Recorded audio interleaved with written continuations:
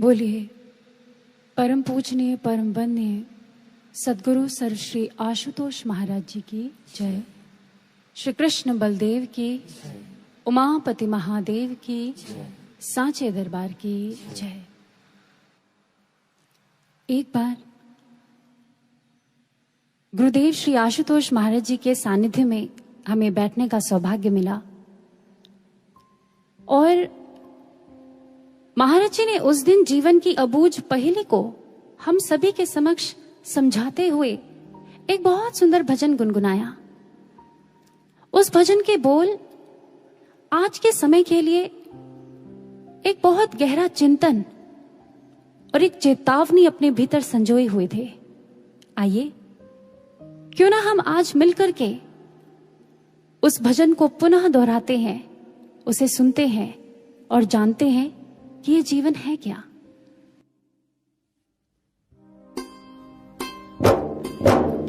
वो जीवन क्या जिस जीवन में, वो जीवन क्या जिस जीवन में जीवन को मुक्त बना ना सके हम, उनको विवेकी नहीं कहते हम, उनको विवेकी नहीं कहते। जो सतपथ को अपना ना सके वो जीवन क्या जिस जीवन में, वो जीवन क्या जिस जीवन में। आपने देखा होगा कि जब कोई व्यक्ति इस संसार से चला जाता है, उसकी मृत्यु होती है, तो उसके नाम के आगे उसकी बर्थ डेट यानी जिस तिथि में उसने जन्म लिया और जिस तिथि में वो इस संसार से गया, अर्थात उसके मरने की तिथि, उसकी मृत्यु की तिथि, ये दोनों ही लिखी जाती हैं और दोनों को एक ब्रैकेट में क्लोज कर दिया जाता है। महाराज श्री ने इतना कहकर के पूछा, अच्छा ये तो बताओ कि कौन सी तिथि ज्यादा महत्वपूर्ण होती है, मनुष्य के जन्म लेने की या फिर उसकी मृत्यु की? महर्षि उत्तर देते हुए कहते हैं, अगर गौर किया होगा कभी तो इन दोनों तिथियों के बीच में एक डैश होता है। बस सारा महत्व इस डैश का ही है, सारा महत्व इस अंतराल का ही है। It does not matter that how many years you live. What matters more is how you live those years.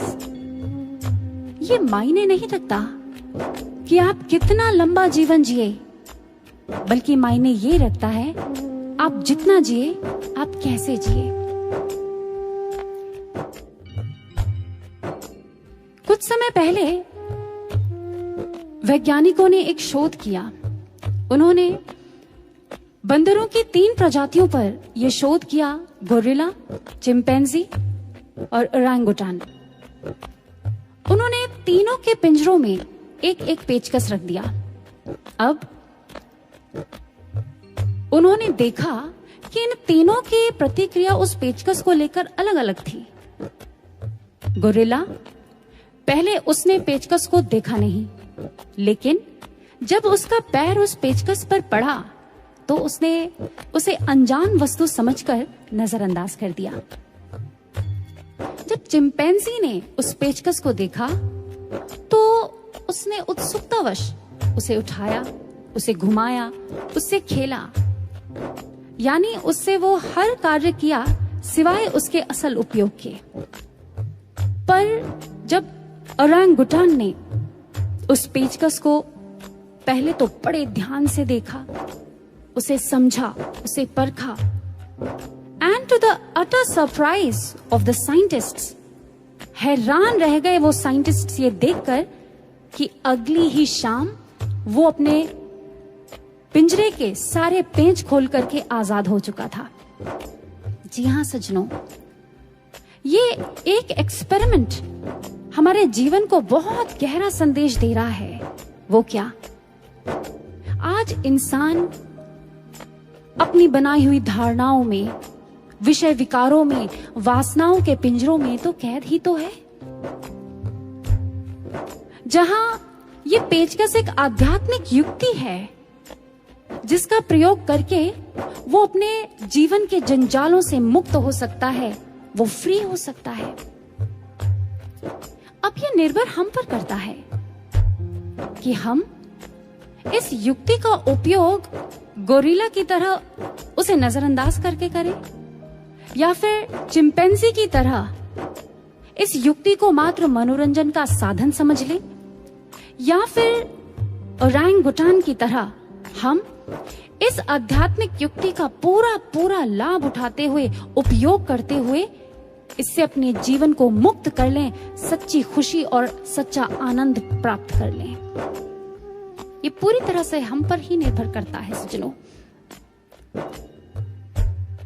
अगर हम अपने इतिहास के पन्नों को टटोलें तो एक नहीं, असंख्य उदाहरण हमें ऐसे मिल जाएंगे जिन्होंने जीवन के सही मायनों को जिया, जिन्होंने अपने जीवन में उस सफलता की ऊंचाई को, उन शिखरों को प्राप्त किया।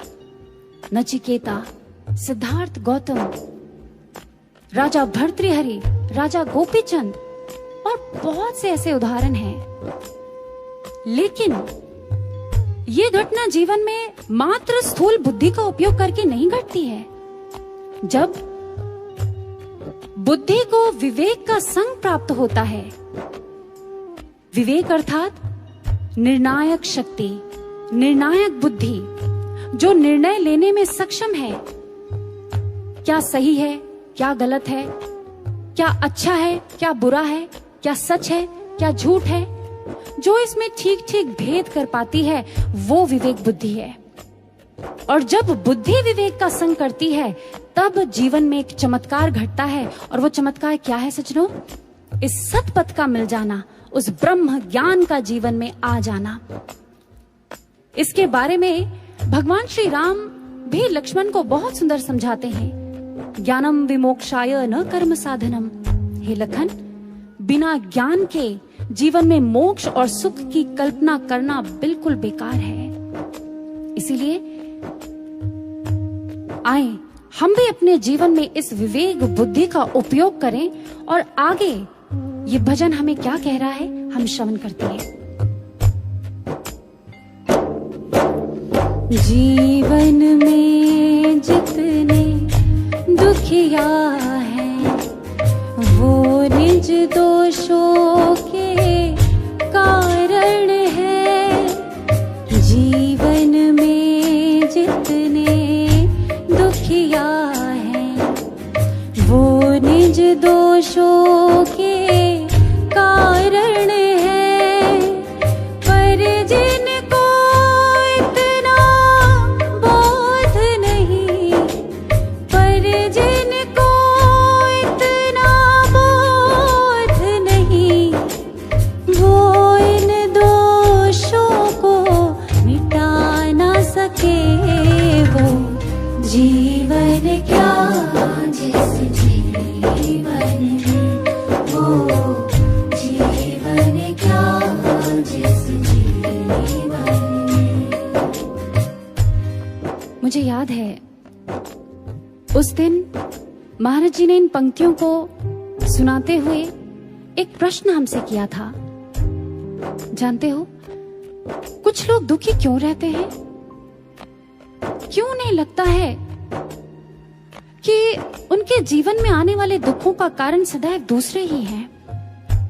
तब महाराज जी ने एक पंक्ति कही और सारा सार प्रकट कर दिया।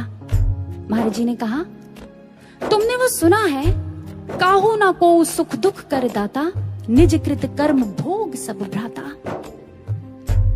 ये सुनकर हम सभी के मन में एक गहरा मंथन चल पड़ा। ये बात अयोध्या कांड में श्री लक्ष्मण जी निषाद राज जी को संबोधित करते हुए कर रहे हैं, हे बंधु, कोई भी किसी को सुख दुख का देने वाला नहीं होता। मनुष्य स्वयं अपने ही कर्मों को भोगता है। हमारी शिकायतें, हमारे शिकवे, दूसरों पर लगाए हुए आरोप प्रत्यारोप और कुछ नहीं, हमारे ही कर्मों का फल है। आइए इस बात को हम इंटरनेशनल बेस्ट सेलर हुए हैं पॉलो कोएल्हो, उनकी बुक में दर्ज एक इंस्टेंस से समझने का प्रयास करते हैं। एक बार एक दंपति थे, उनके पड़ोस में एक परिवार रहने आया जिनकी बालकनी इन दंपति के खिड़की से साफ दिखाई देती थी।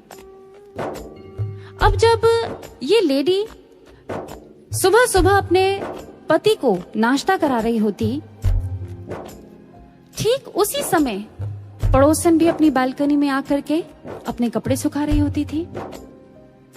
जैसे ही इस लेडी ने पड़ोसन के उन वस्त्रों को देखा, उन कपड़ों को देखा जो सूख रहे थे, उसने तुरंत अपने पति को कहा, देखो तो जरा कैसे लोग हमारे पड़ोस में रहने आ गए हैं। अरे इन्हें तो ठीक ढंग से कपड़े भी धोने नहीं आते, कितनी मैली चादरें धोई हैं।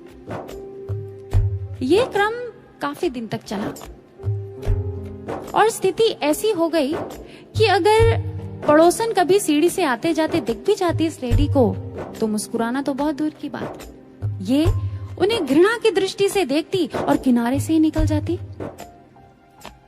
एक दिन रोजमर्रा की तरह सुबह का समय था, नाश्ता कर रहे थे डाइनिंग टेबल पर।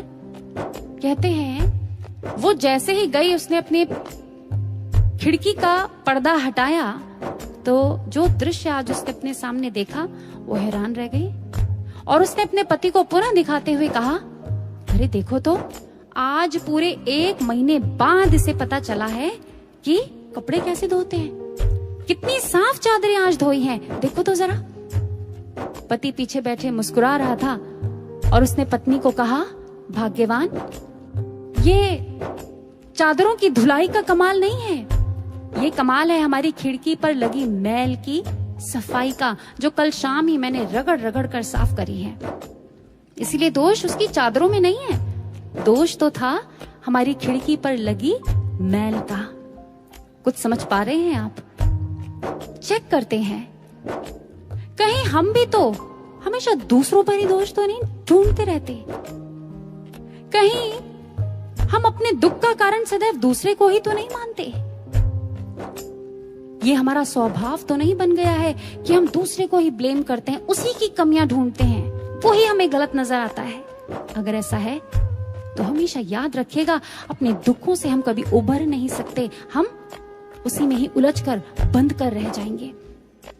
महाराज जी बहुत सुंदर प्रेरणा देते हैं अपने विचारों के माध्यम से। महाराज जी कहते हैं, जो व्यक्ति ये सोचता है कि किसी दूसरे के कारण उसके जीवन में ये दुख आया है या फलां व्यक्ति ने उसके साथ ऐसा कर दिया इसलिए वो दुखी है, समझ जाओ वो व्यक्ति अपने पतन की कहानी स्वयं लिख रहा है, वो अपना विनाश कर रहा है। लेकिन इसके विपरीत अगर कोई ये सोच रहा है कि मेरे साथ जो भी हुआ है और जो भी हो रहा है वो सब मेरे ही कर्मों का फल है, ये सब ईश्वर की इच्छा से ही मेरे साथ हो रहा है, इसमें जरूर मेरे लिए कुछ अच्छा ही सोचा होगा उस भगवान ने, निस्संदेह फिर ऐसे व्यक्ति का इस मार्ग पर कल्याण है, उद्धार है। ऐसा एक संसारी जीव ही नहीं, एक गुरु भक्त भी करता है, जो इस संसार में रहते हुए उस गुरु ज्ञान को प्राप्त करते हुए भी ये त्रुटि उससे होती है और बहुत बार होती है।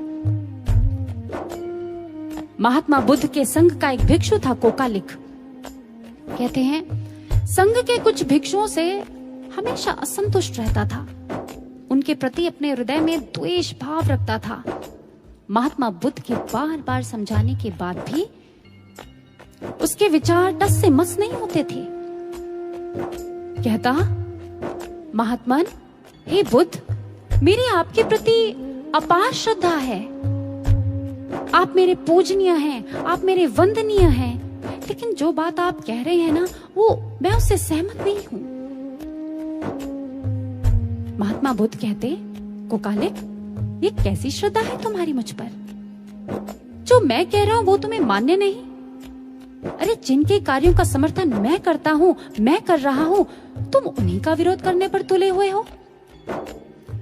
मैं तुम्हें सतर्क कर रहा हूं, ये तुम्हारे लिए हितकर नहीं है। कोकालिक कहता, आप हमेशा अपने उन प्रिय भिक्षुओं का ही साथ क्यों लेते हैं? मुझे तो पता ही था आप उन्हीं का ही पक्ष लेंगे, लेकिन मैं भी संघ के अन्य भिक्षुओं के साथ मिलकर के उनका विरोध अवश्य करूंगा, आप देख लेना। महात्मा बुद्ध ने पुनः उसे सतर्क किया, नहीं कोकालिक नहीं, वत्स, सबके प्रति संभाव रखो, प्रेम रखो, कोई किसी को दुख देने वाला नहीं, अपने दुख का कारण किसी को मत समझो।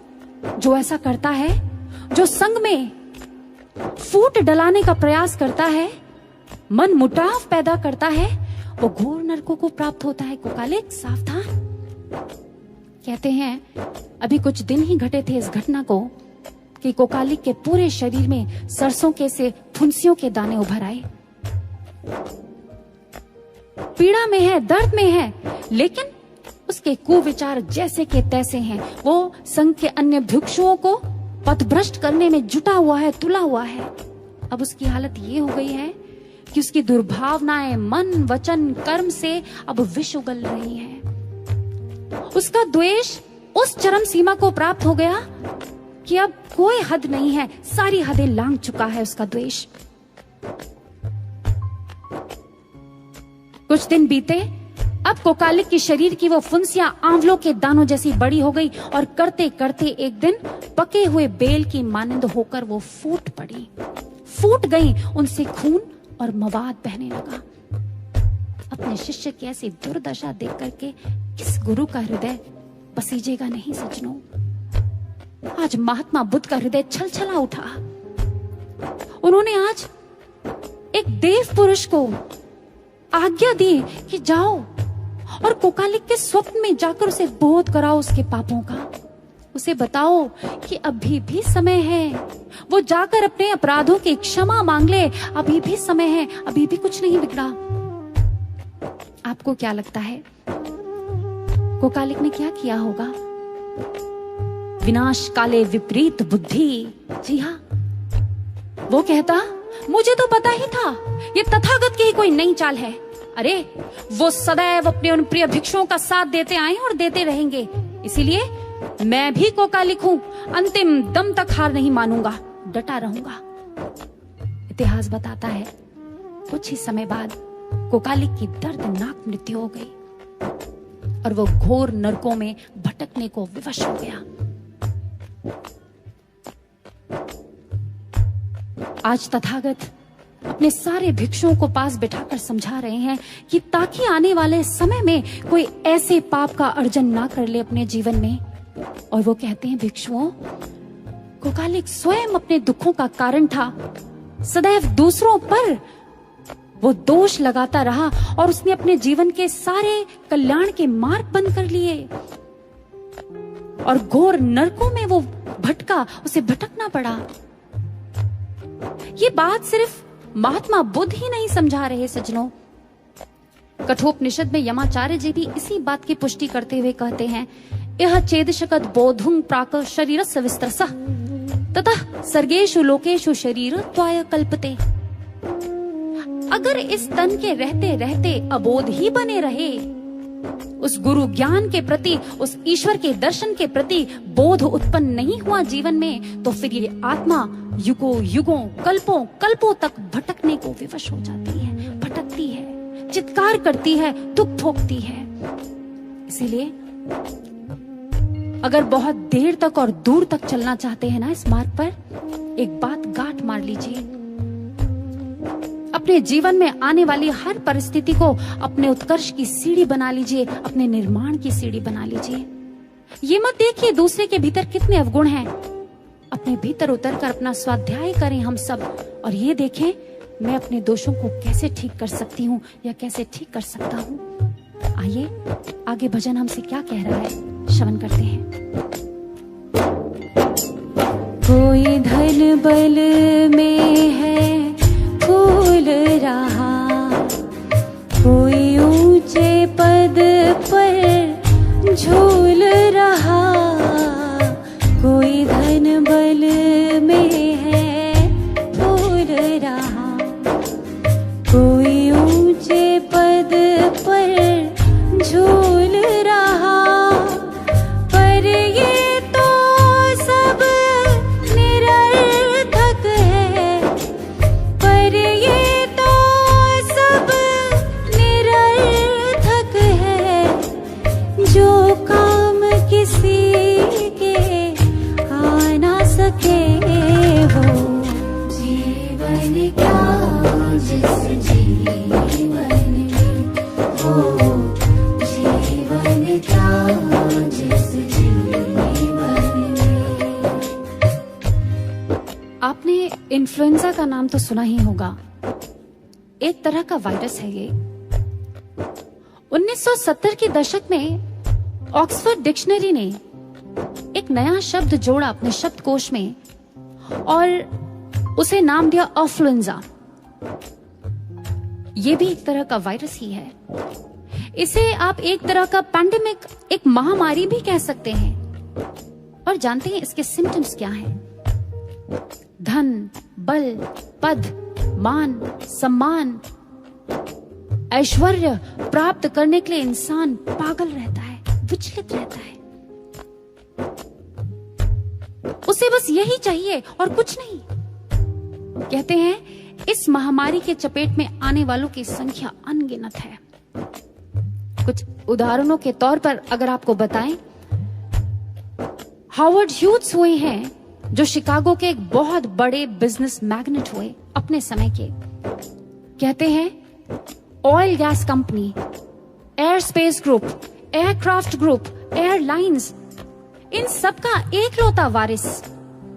इसके अलावा एक सक्सेसफुल प्रोड्यूसर, डायरेक्टर, एक इन्वेंटर और भी बहुत कुछ, न जाने कितनी उपलब्धियां उन्होंने अपने नाम पर करी थी।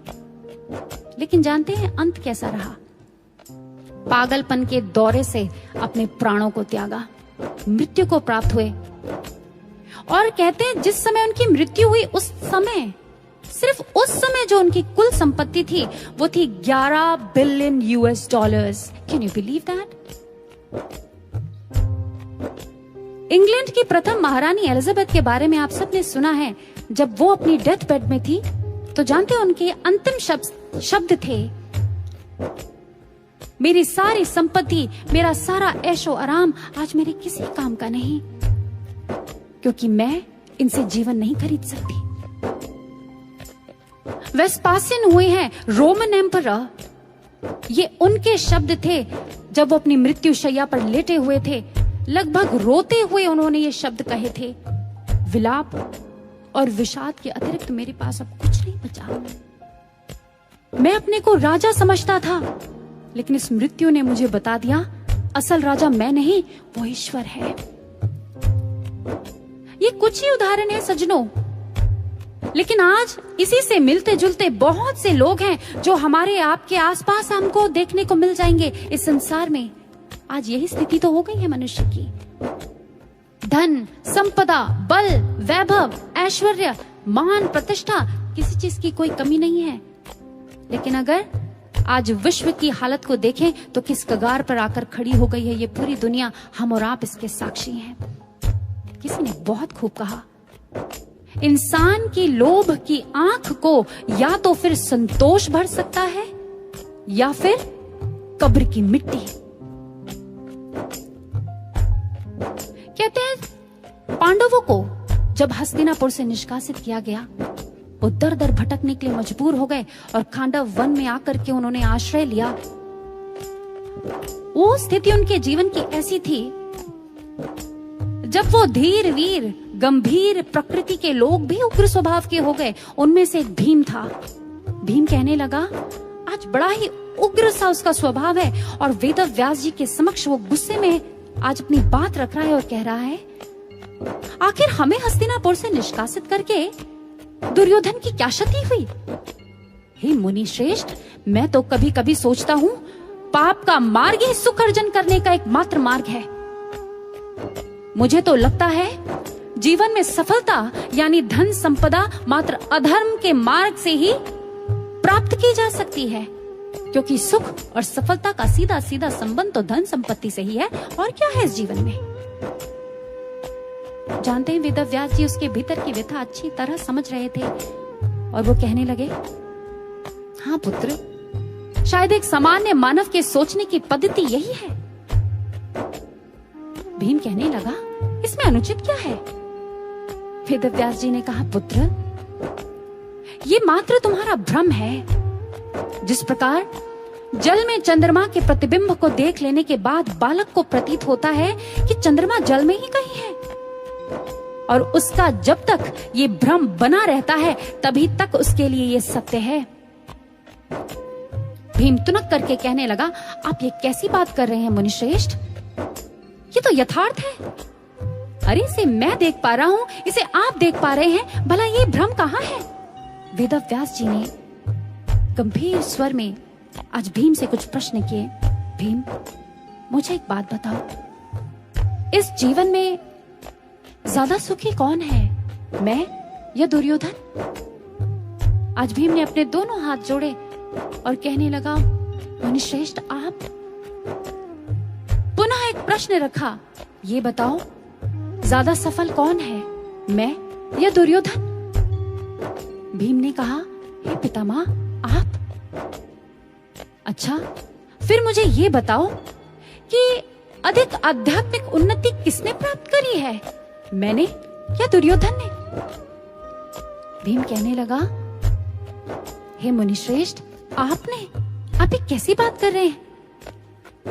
वेदव्यास जी ने कहा, लेकिन भीम, मेरे पास तो ना ही संपत्ति है, मेरे पास तो ना ही ऐश्वर्य है, ना ही सेना है, ना ही राज्य है। फिर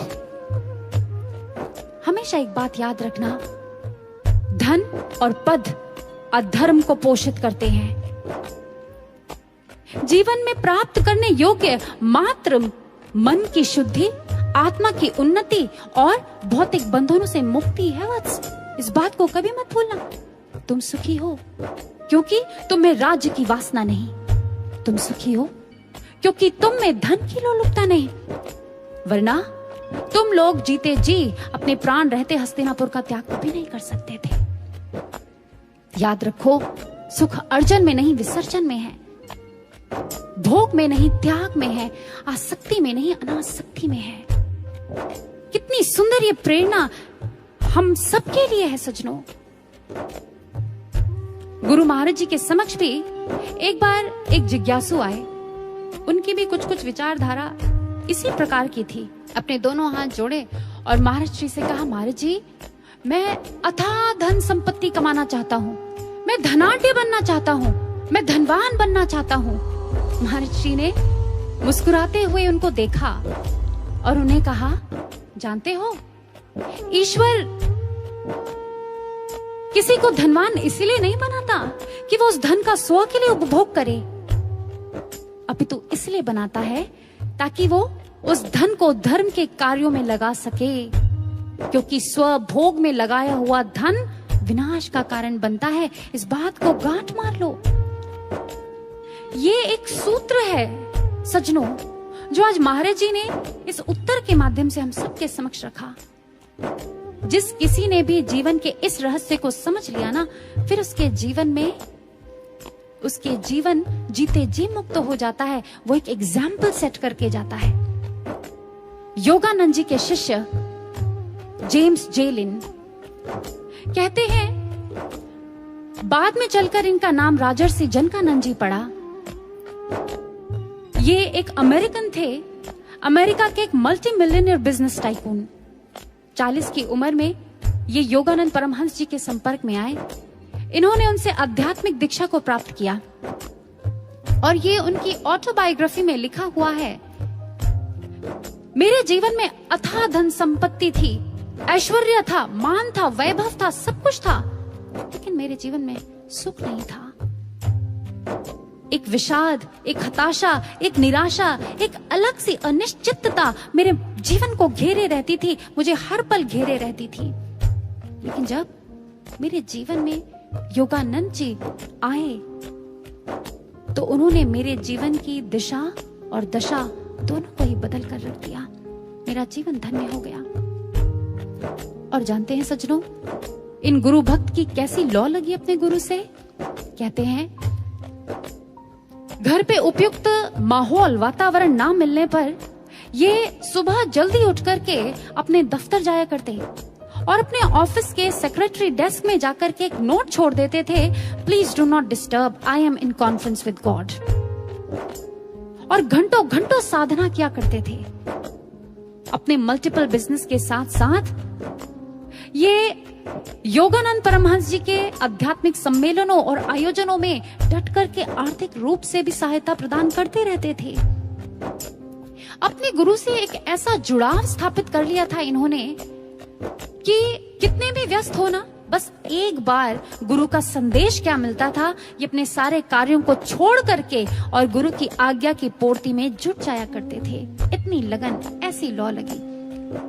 एट द एज ऑफ 63, जब अपनी मृत्यु के समय उन्होंने अपनी प्रॉपर्टी का एक बहुत बड़ा हिस्सा, a massive amount of $6 billion, धर्म के प्रचार प्रसार में दान स्वरूप भेंट किया, जो आज के $56 मिलियन के करीब है। सज्जनों, धर्म और कर्म के प्रति ऐसा अनूठा सामंजस्य, एक साधक के रूप में ऐसी एक निष्ठता थी इन गुरु भक्त जेम्स लिन की, जो आज के समय के लिए एक प्रेरणा बन गए। योगानंद परमहंस जी के शब्द हैं ये जेम्स लिन के लिए, May your life be a beacon light of inspiration to spiritual seekers on earth and in the astral world hereafter. तुम्हारा जीवन आध्यात्मिक जिज्ञासुओं के लिए वो प्रखर प्रेरणा पुंज बने जो ना केवल इस लोक को बल्कि उस लोक को भी जगमगाता रहे, वहां भी जगमगाता रहे। इसीलिए सज्जनों, धन वही पवित्र है, वही सात्विक है जो इस धर्म के मार्ग पर लगता है, अन्यथा वो धन भी पाप का ही कारण बन जाता है। गीता के 17वें अध्याय में भगवान श्री कृष्ण इसी बात की पुष्टि कर रहे हैं। दात्वम मिति यद्दानम दीयते अनुपकारिणे देशे काले च पात्रे च तद्दानम सात्विकम स्मृतम। वो श्रेष्ठ दान जो समाज के प्रति अपनी जिम्मेदारी को देखते हुए सही समय, सही स्थान और सही व्यक्ति को दिया जाए, वो भी बिना किसी आशा के, वो ही सात्विक दान है, वो ही सर्वोपरि और श्रेष्ठ दान है। आज ये पूरा विश्व हम सबसे ऐसी ही दान की आशा कर रहा है। दान इंसान की इंसानियत का, दान साधकों की दृढ़ साधना का, दान हम सबकी शुभ्र चिंतन और एकनिष्ठ निष्काम प्रार्थनाओं का दान। आइए, ये युग बड़ी आशाओं से हम सबको देख रहा है, हम मिल करके इसके उत्थान की गाथा लिखते हैं। आगे ये भजन हमसे और भी कुछ कहता है, श्रवण करते हैं। जो ऊंचे पहुंचे संत जन हैं, उनसे पूछो पथ की बातें। जो ऊंचे पहुंचे संत जन हैं, उनसे पूछो पथ की बातें। जो बारह बाट के बीच में है, जो बारह बाट के बीच में है, वो हमको राह दिखा ना सके। वो जीवन क्या जिस जीवन में, वो जीवन क्या जिस जीवन में। एक बार महर्षि के पास कुछ लोग बैठे थे। उनमें से अधिकतर लोगों की भौतिकवादी मानसिकता थी, भौतिकवादी विचारधारा के वो लोग थे। और और इसीलिए उनके प्रश्न भी संसारी ही थे। महाराज जी, बहुत समय से फैक्ट्री बंद पड़ी है, क्या करें? महाराज जी, बेटी का विवाह कहीं अच्छी जगह तय नहीं हो पा रहा, क्या करें? कुछ देर बाद महाराज जी ने बहुत विनम्रतापूर्ण वाणी में कहा, मुझे लगता है आपको किसी ज्योतिषी, किसी पंडित या किसी तांत्रिक की ज्यादा आवश्यकता है, सद्गुरु की नहीं। ये सुनना था, सारे कमरे में सन्नाटा पसर गया। महाराज जी ने स्वयं इस सन्नाटे को तोड़ते हुए अब कहा, आप पिछले काफी समय से मुझसे प्रश्न कर रहे हैं, मैं अब आपसे मात्र 2 प्रश्न करूंगा। पहला, मछली जल के सबसे नीचे तल पर जाकर ही अंडे क्यों देती है? किसी ने संकोच करते हुए कहा, महाराज जी, सुरक्षा के कारण। महाराज जी कहते हैं, बिल्कुल ठीक। मछली जैसा क्षुद्र जीव भी अपने जीवन यापन को लेकर के कितना सतर्क है, कितना सजग है। वो तुच्छ सा जीव कितनी बुद्धि लगाता है। तो फिर हम तो उस ईश्वर की सर्वोत्तम कृति है, सिरमौर है सृष्टि का। क्या हमको इस मनुष्य तन से श्रेष्ठ जिज्ञासा नहीं करनी चाहिए? आप मुझसे पूछते, महाराज जी, अध्यात्म का मार्ग क्या होता है? महाराज जी, ये ब्रह्म ज्ञान क्या होता है? महाराज जी, मेरा कल्याण किसमें है? हमेशा एक बात याद रखिएगा, अपनी जिज्ञासा को मानवीय स्तर का ही रहने दीजिए, पाश्विक स्तर का मत बनने देना। अब मेरा दूसरा प्रश्न, मछली जल के सतह पर आकर के उलटकर कलाबाजी क्यों दिखाती है? सब एक दूसरे को देखते रहे, उत्तर किसी को मिला नहीं। महाराज जी ने उत्तर दिया और महाराज जी ने कहा, क्योंकि इस तरह से प्यासी मछली अपनी प्यास बुझा पाती है।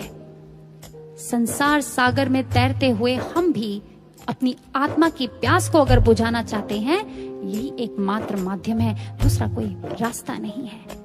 और ये मार्ग है अंतर्मुखी होने का, बहिर्मुखी नहीं। छलांग लगाइए उल्टी और अपने अंदर उतर जाइए, और ये मात्र और मात्र ब्रह्म ज्ञान से संभव है। इसीलिए अगर जिज्ञासा करनी है तो अथा तो ब्रह्म जिज्ञासा, आओ उस ब्रह्म की जिज्ञासा करें, उस ब्रह्म ज्ञान की जिज्ञासा करें। सच ही तो कहा, गुरु बिन ज्ञान न उपजे, गुरु बिन मिले न मोच, गुरु बिन लखे न सत्य को, गुरु बिन मिटे न दोष। जी हाँ साधकों, क्योंकि जो 12 बाट के बीच में है वो हमको राह दिखा ना सके। 12 बाट क्या मतलब है इसका? इधर उधर बिखरे हुए बहुत से मार्ग, बहुत से पथ, और जो इन बहुत से पथ का अनुसरण करते हैं ना, वो कभी भी हमें जीवन के कल्याण का मार्ग दिखा ही नहीं सकते। कभी इस अध्यात्म ज्ञान यानी इस ब्रह्म ज्ञान का मार्ग, उसका अनुसरण हमें करा ही नहीं सकते, हमें इस मार्ग पर अग्रसर कर ही नहीं सकते। वो बेचारे खुद ही इस पथ से अनजान हैं, भटके हुए हैं। जो पूर्ण रूपेण संसारी हैं, जो बिखरी हुई मानसिकता के हैं, अगर उनका संग करेंगे निश्चित ही क्षति हमारी भी होगी, इसमें कोई दो राय नहीं। इसीलिए तो कहा, सिर्फ वो ब्रह्मनिष्ठ गुरु की शरण में जाकर के उनसे उस ब्रह्म ज्ञान की याचना करें। उन्हीं के पास वो एक मार्ग है, उन्हीं के पास वो दर्शन है, और कहीं नहीं। सारे धर्म शास्त्र ग्रंथ इस बात की गवाही देते हैं। वो मोहर लगाते हैं महाराज जी के इसी कथन पर, और क्या कहते हैं? अंतस्तः सचिदानंदं साक्षात्कारं सुसाधियेत, यो सवेव गुरु प्रोक्तः परो नाम धरः स्मृतः। जो उस एक अव्यक्त पर ब्रह्म का दर्शन घट में करा दे, वही गुरु है, वही मार्ग है, अन्य कोई तरीका नहीं। महाभारत के वन पर्व में भी कह दिया, धर्मस्य तत्त्वं निहितं गुहायाम महाजनो येन गतः सः पंथा। जिस मार्ग से होकर महापुरुष गए, वही सत्य का मार्ग है और कोई मार्ग नहीं है। उपनिषद हमारे कह रही हैं, एकेन ज्ञातेन सर्वं ही विज्ञातं भवति। आप उस एक मार्ग पर चलो, उसके अलावा कोई दूसरा मार्ग ही नहीं है। वो पता चल गया तो कुछ और जानना शेष ही नहीं है। कबीरदास जी कह रहे हैं, उस एक को साध लेने से सब कुछ सदा हुआ हो जाता है। यजुर्वेद में भी कहा दिया, नान्य पंथा विद्यते यनाय, अर्थात इसके अलावा कोई मार्ग ही नहीं है। हम यहां से कहते जाएंगे और आप सुनते जाएंगे, इससे लाभ नहीं है सज्जनों।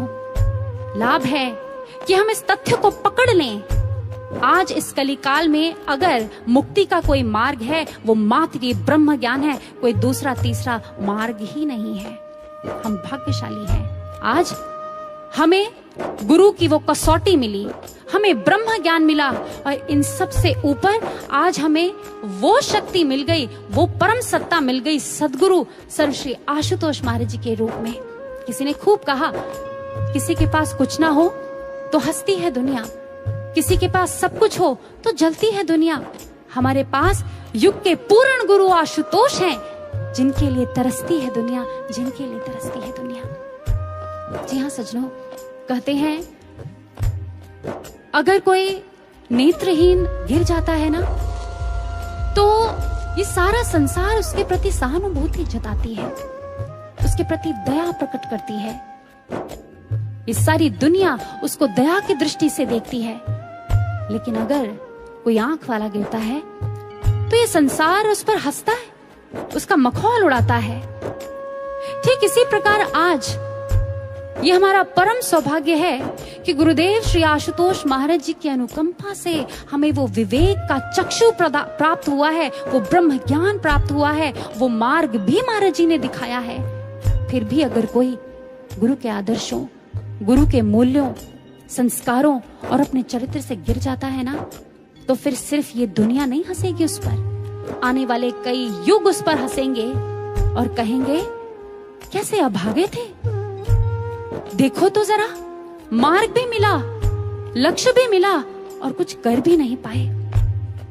कहीं ऐसा ना हो सज्जनों, आज नवयुग का महाकाव्य लिखा जा रहा है, जिसके ऑथर स्वयं गुरुदेव श्री आशुतोष महाराज जी हैं। उनकी ऑडियंस ये संपूर्ण मानव जाति है। उनका पर्पस यानी ध्येय ब्रह्म ज्ञान से मानव में क्रांति, से विश्व में शांति तक का ध्येय है। आइए, हम किस चीज की प्रतीक्षा कर रहे हैं? हम भी नवयुग के इस महाकाव्य में अपनी अपनी भूमिकाएं पूरी ईमानदारी से निभाएं सज्जनों।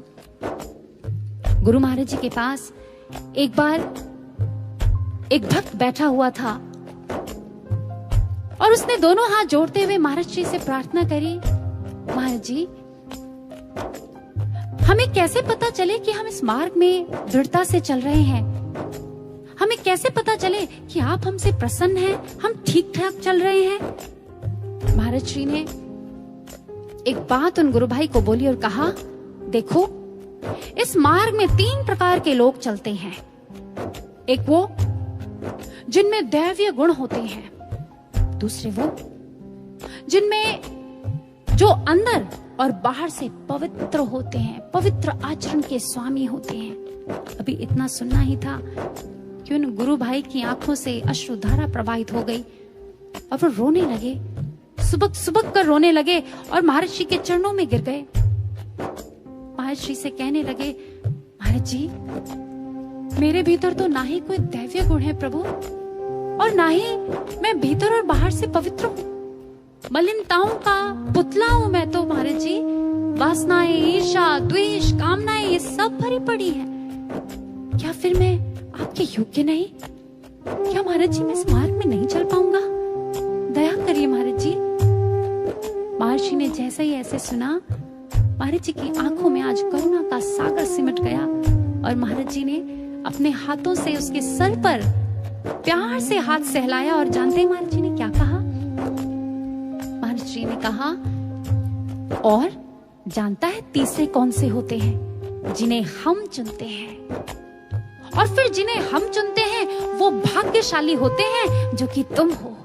हाँ, वो महाराज जी को देखता रहा, रोता रहा और देखता रहा, ये कैसी दयालुता है भगवान की, ये कैसे करुणामयी भगवान है, ये महाराज जी कितने करुणामयी है।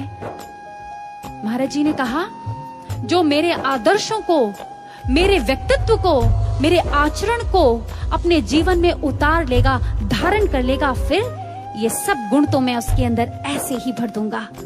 समझा कुछ? क्या हम समझे कुछ?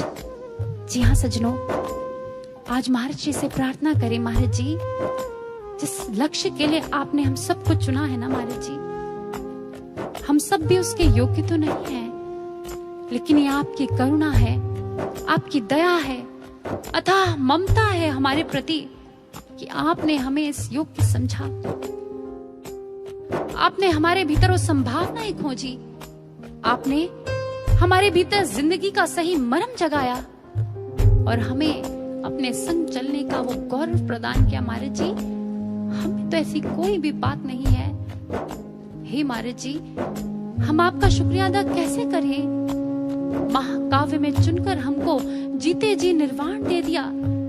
हमने तो एक किरण मांगी थी, तुमने तो दिनमान दे दिया। परम चेतना और अनंत करुणा के सिंधु हो तुम।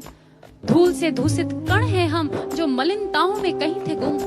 संभावनाएं खोजी हम में, अपने संग चलाया है। ना कुछ किया न कर पाए, फिर भी हर श्रेय दिलाया है। बूंद के प्यासे चातक को स्वाति सिंधु अमान दे दिया। हमने एक किरण मांगी थी, तुमने तो दिनमान दे दिया। हमने एक किरण मांगी थी, तुमने तो दिनमान दे दिया।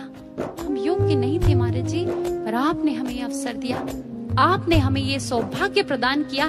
हमें शक्ति भी देना कि हम इस मार्ग में अंत तक ईमानदारी से अपने पूरे प्रयासों के साथ डट करके चलते रहे महाराज जी, और इस जीवन का सही मूल्य अदा करके जाएं और ऐसी प्रेरणा दीप बन करके संसार में जगमगाएं जो अमर दीप हो जाए, अमर दीप हो जाए। आइए इस प्रेरणा को क्यों ना एक बार फिर अपने हृदय में संजोते हैं।